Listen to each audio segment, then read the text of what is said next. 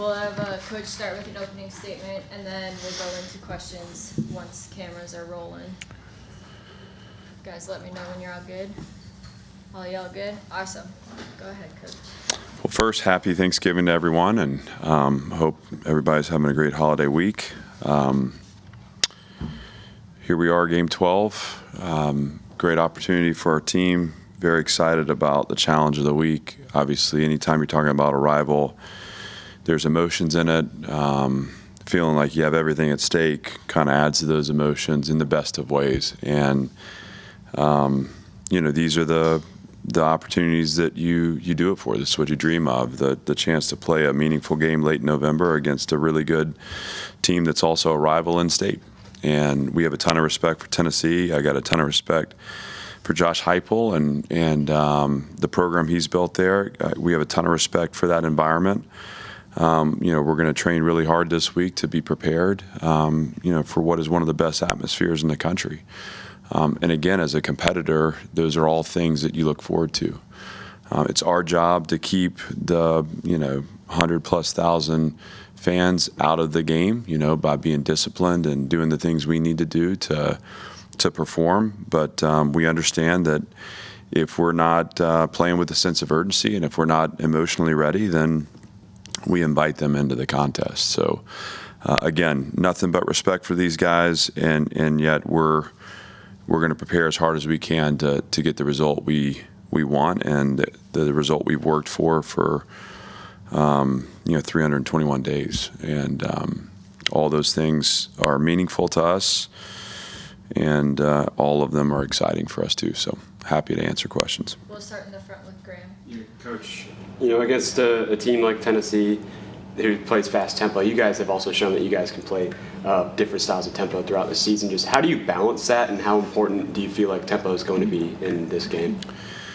Handling the tempo will be critical for us. So our defense being able to be organized and get the call and have cleats in the ground. I mean, they are so effective in both the run game and the perimeter game, and then obviously too, as the series goes, getting the ball up over the top, when you get on your heels. And so that is the game. It's handling that and making sure that we're in position to play Vanderbilt football, that we're not chasing the ball around the field. And we've done that this year, and when you do that in this league, you pay for it. Offensively, it's just about playing to our identity, which tempo change has been a part of that identity, and some of that is about getting rhythm. And this is a defense we're playing against. It's been really good at creating turnovers, really good at creating havoc and impacting the launch point. So the play at the line of scrimmage on both sides of the ball is going to go a long way in determining the winner.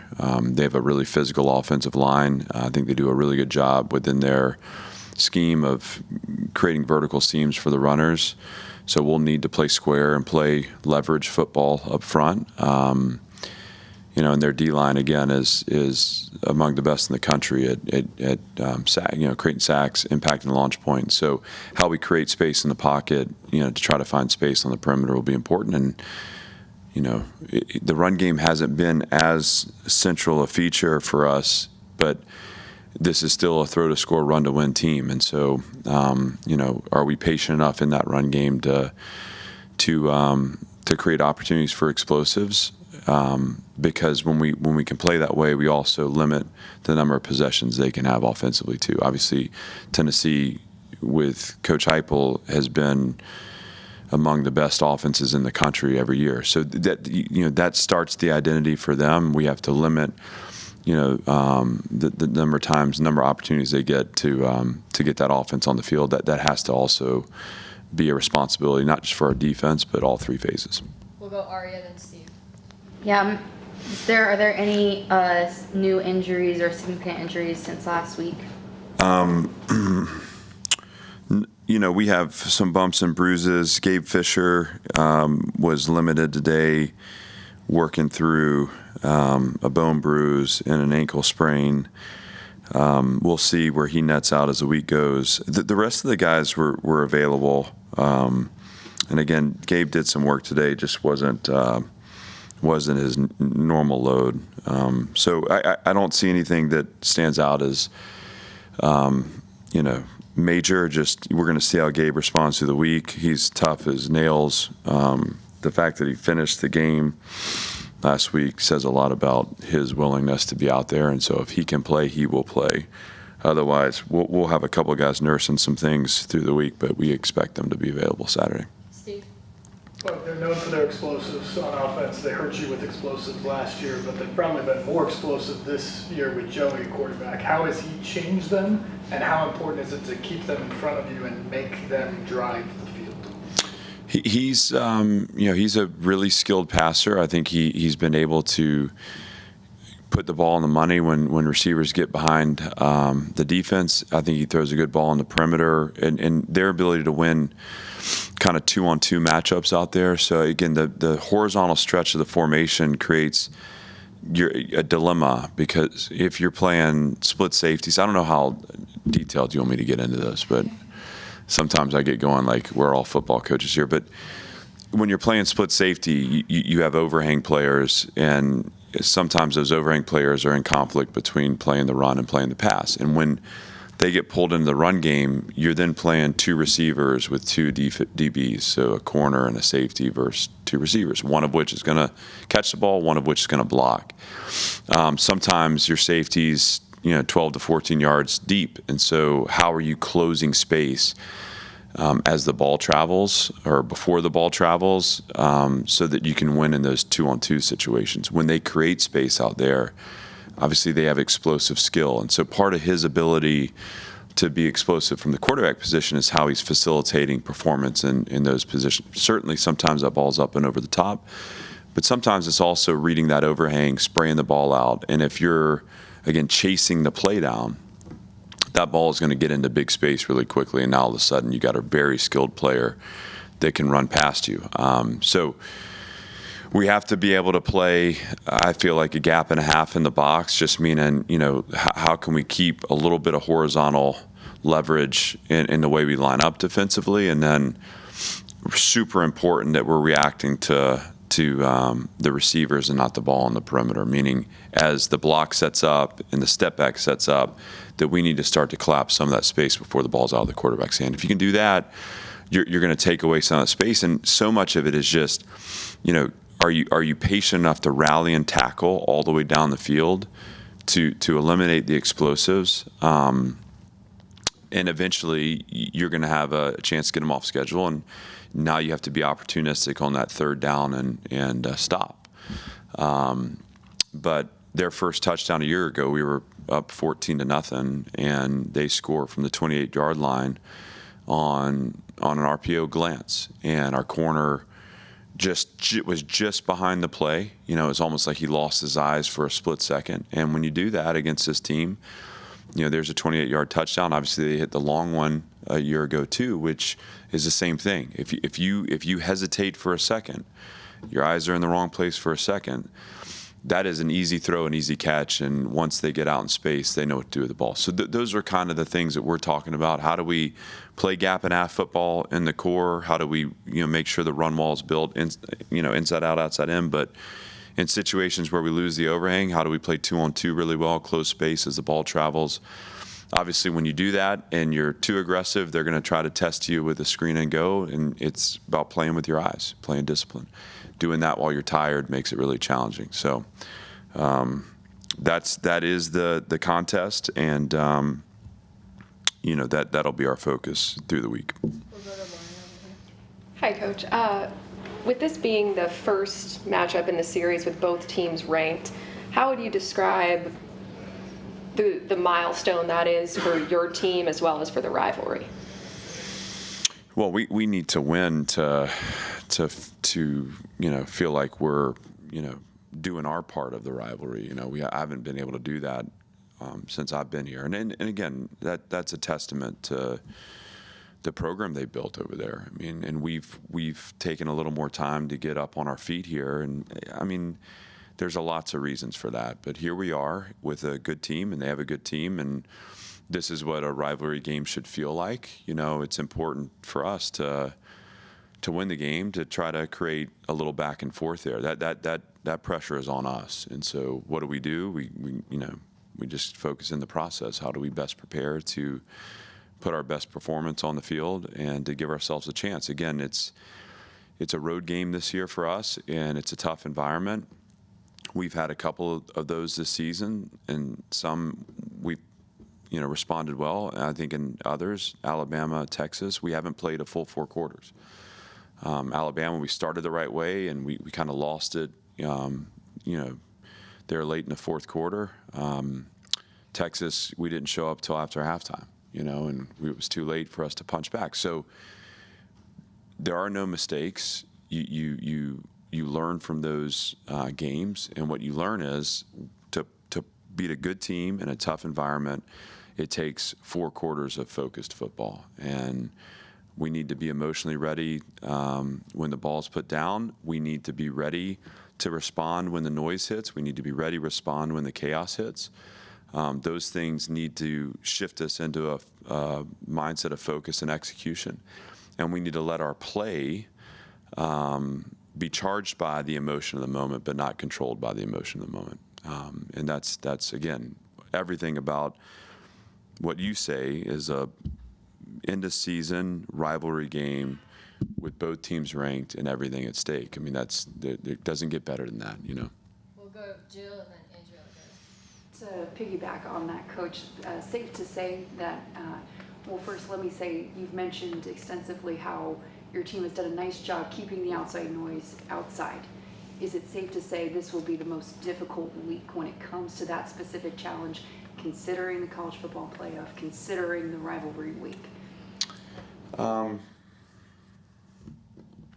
I think they're all hard. I'm certainly not dismissive of the question. I think I'm trying to picture the faces of my team and just the way I saw them this morning and the way they practiced today. And I think if anything, those things actually help them channel their focus because you live for this. And so what I want them to do is experience it. I want them to be in the moment. I want them to be here together and enjoy Tuesday and enjoy Wednesday. We don't have class this week, which, gives them a chance to really soak it in.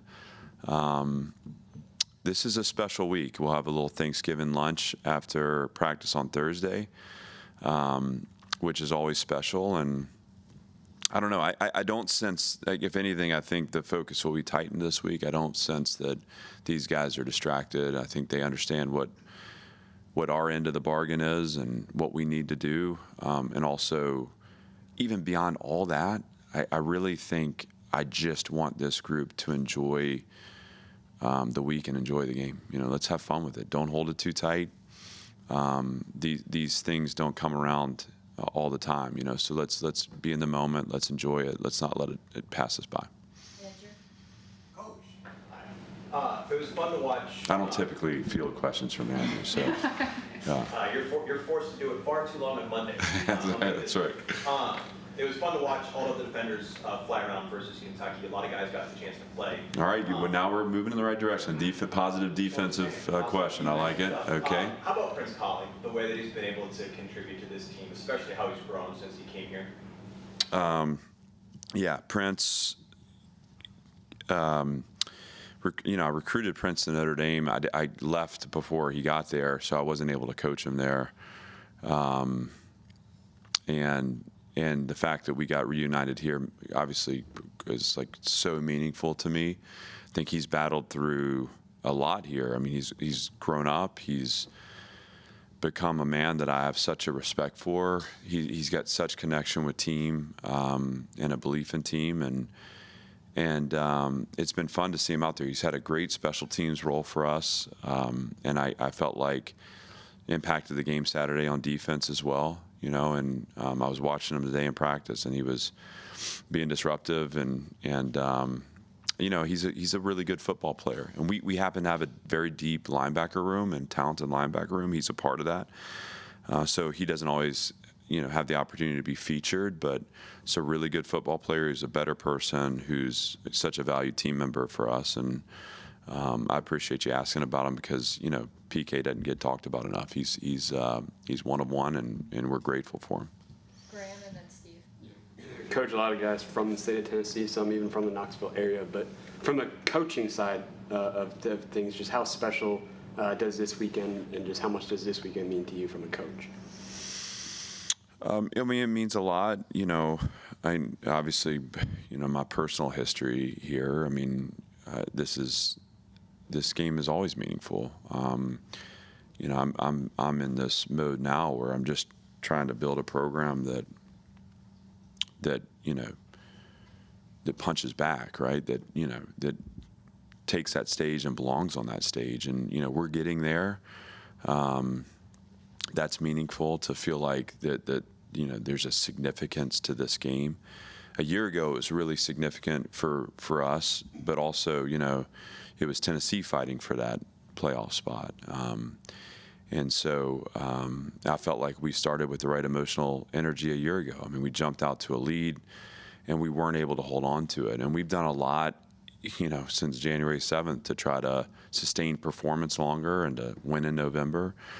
And those things need to show up for us on Saturday. So it's a very meaningful game personally, obviously, as the coach of the team. And yet I think what performance is about is not letting any of those things impact process. And then on Saturday, for me to be at my best is not about just, sitting out there in the emotions of it. It's focusing on my role and doing the best I can to position the team for success. Last question, Steve. You both can ask. You go first. We'll do two. This is Thanksgiving, guys. I'm thankful that you're here. Thankful for that. Yeah.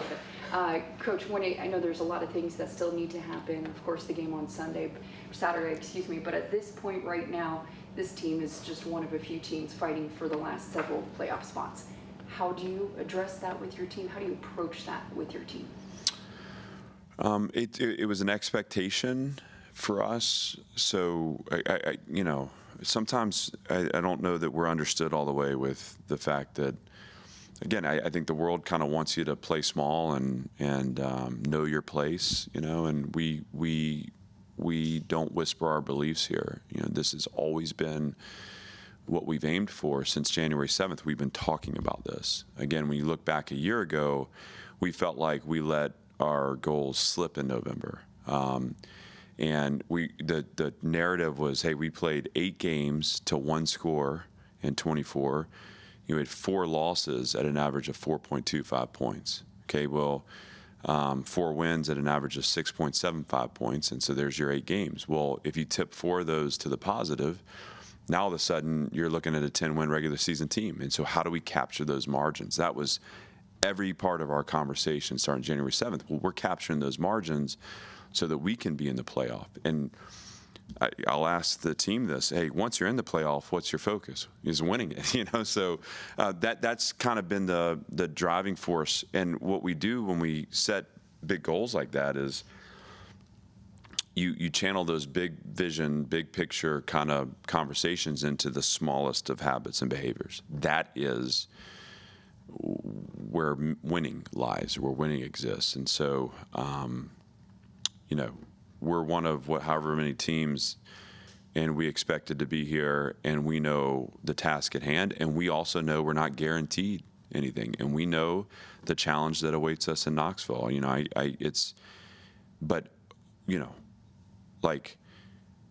love the challenge. We live for the challenge. This is what team sport is about. It's the mountain, it's the climb, it's the task, it's, binding together to do something you believe in, knowing that once you get out there are no guarantees, there are no promises. You got to earn it. And those are the things that we talk about. And that's kind of how that's the language we use around this. Mm-hmm. Clark, this is going to be one of the wildest coaching carousels we've probably ever seen in the sport. And with the job you've done here, you've certainly garnered attention around the country. I know they want to lock you up here. Where does that stand right now, and what needs to be done to make sure it's not a distraction moving forward? I hope that's locked me up in the most positive of ways. Look, my focus is on Tennessee and on finishing the season the right way. I mean, I owe that to these players and the staff that have put so much into this. All that stuff becomes part of the background noise that we have to be really disciplined not to allow to seep in. And does it matter? Yeah, it does matter. But again, this is about compartmentalization and setting priorities. And the priority is, finishing this 12th climb and feeling like we did everything we possibly could to position our program for the goals that we have. And then, the rest of it is the rest of it. I tend to believe that when you take care of the things that you control, the things that you don't control tend to take care of themselves. And there's a part of this that is my responsibility. That's the performance of the team, and then there's a large part of it that I actually don't have control over. So we're going to do the best we can to prepare the right way. We're going to do the best we can to play the right way, and we're going to trust in the fact that those other things fall exactly as they should.